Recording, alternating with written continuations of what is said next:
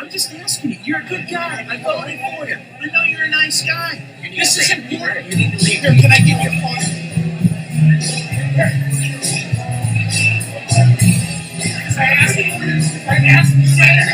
I hate the motherfucker. The dumbest motherfucker in the entire U.S. Congress. Hey everyone, and welcome back. The topic of this video, John Fetterman. Democrats have not been happy with John Fetterman. Just look at how he's ranking currently with his own party.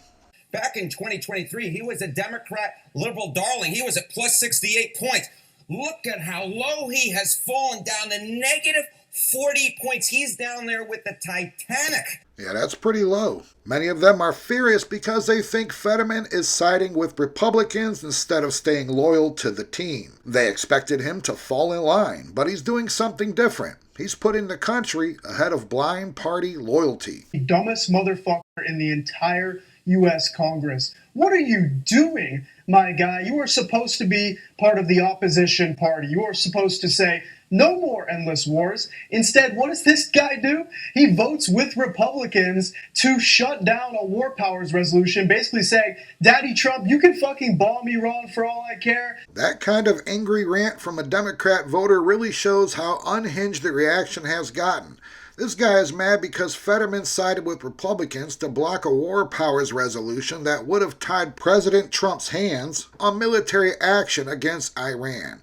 He even throws out the Trump daddy gets to do whatever he wants line like it's some brand new scandal. But here's the truth. That's been the rules all along. Presidents from both parties have used their authority as commander-in-chief to respond to threats without waiting for Congress to micromanage every move. Not to mention, we got some Congress members that would love to give the enemy a heads up before we get there. That's how it's worked for decades.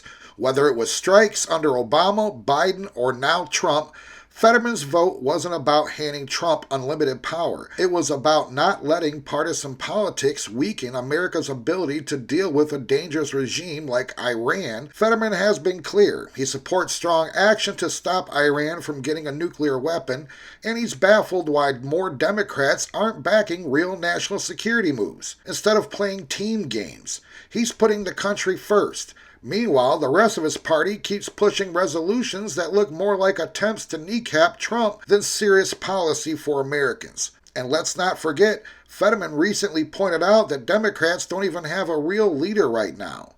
Who do you think leads the Democratic Party today? Oh, we don't have one. I think the TDS. I think that's the leader right now. I got Trump Derangement Syndrome. I hate the motherfucker. And you know what? I don't want to get rid of it. You know, right now our party is governed by the TDS, and now it's made it virtually impossible without being punished as a Democrat to agree something's good, or I agree with the other side. Really, Senator Schreck? Trump didn't try to overthrow our democracy. He's not openly trying to subvert it now with his executive orders and his threats against democratic states. Just listen to that level of hysteria. This Democrat voter is accusing Fetterman of siding with someone who supposedly tried to overthrow our democracy and now claims Trump is using executive orders and threats to target democratic states. It's the same tired narrative we've heard for years. Every strong move by Trump gets painted as an existential threat to the republic, while ignoring the actual damage from weak borders, government shutdown games, and failed policies under the previous administration. Fetterman isn't siding with Trump, he's siding with common sense. He's siding with American interests. Whether it's blocking a war powers resolution that would weaken our stance against Iran, or supporting executive actions that actually enforce immigration laws and protect American communities. The truth is, executive orders have been used by presidents of both parties for decades to get things done when Congress stalls. This voter anger reveals the deeper problem. Too many on the left view any cooperation or common sense vote as betrayal, because they've been told Trump is an existential danger rather than a president trying to deliver on promises in which he was voted in to do. It's funny to hear Democrats cry about anything Trump does. Our reply is, we voted for this. Fetterman's willingness to break ranks shows real courage. He's putting American safety and stability first instead of feeding the division.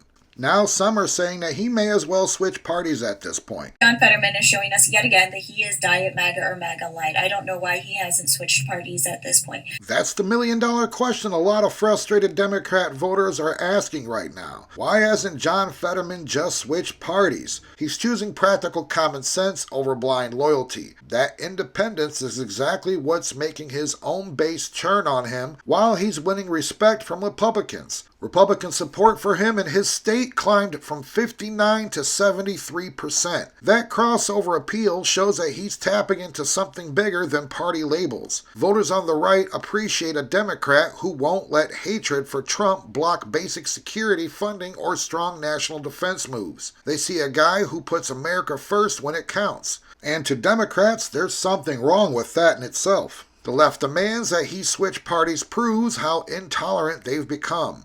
In their eyes, any deviation from the anti-Trump script is enough to brand him a traitor. Real pro-American leadership isn't about switching jerseys. It's about doing what's right for the country even when your own side pushes back hard. Fetterman is showing that you can still be a Democrat while rejecting the extremes that weaken borders, stall government, and prioritize ideology over results. This whole meltdown over Fetterman is a clear sign of how broken partisan politics has gotten. When a senator gets attacked by his own voters for simply refusing to let Trump Derangement Syndrome dictate his every decision, it tells you the team matters more to them than the actual American security and stability.